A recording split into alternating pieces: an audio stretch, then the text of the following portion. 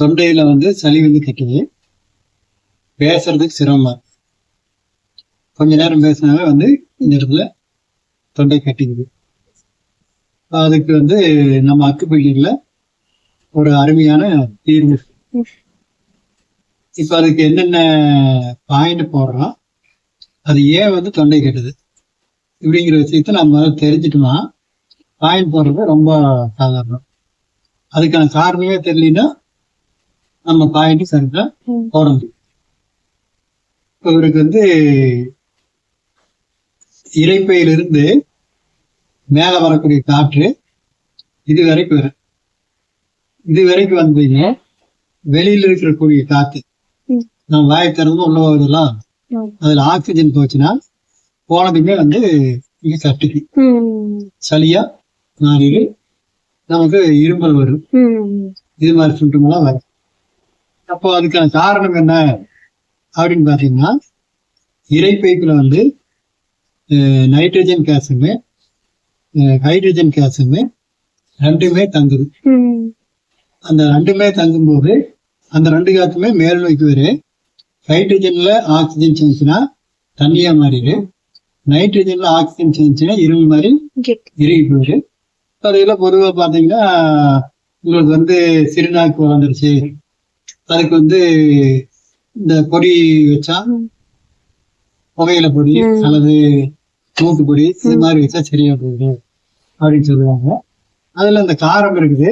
அந்த காரம் படும்போது உடனடியா அது காத்து எரிஞ்சு அழிஞ்சிரு, ஒரு கொஞ்ச நேரம் திருப்தியா இருக்கு.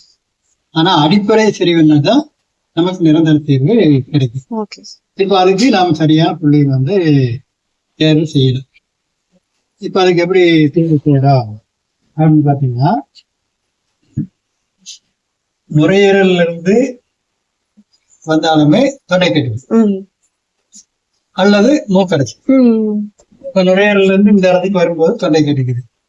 அப்ப நுரையீரலுக்கு உண்டான சீக்ரெட் பாயிண்ட் அது நுரையீரல பலமா பாதுகாத்துக்கு அதை போட்டுட்டு இந்த இடத்துல இருக்கக்கூடிய புள்ளி இது லிவர் போர்.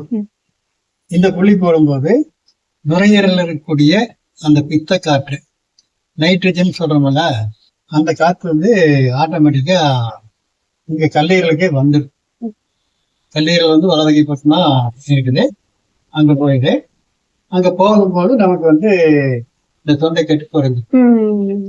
அதே மண்ணீரலுக்குள்ள கல்லீரலோட சத்து சேர்ந்துருச்சுன்னா அது இரைப்பைக்குள்ள போய் கலக்கு. அப்ப என்ன நடக்கு, நமக்கு இரைப்பையில இருந்து மேல தொண்டைக்கு வரும்போது வெளியில இருக்கிற ஆக்சிஜன் உள்ள போகும்போது நீராவும் மாறு, கெட்டியாவும் மாறும்.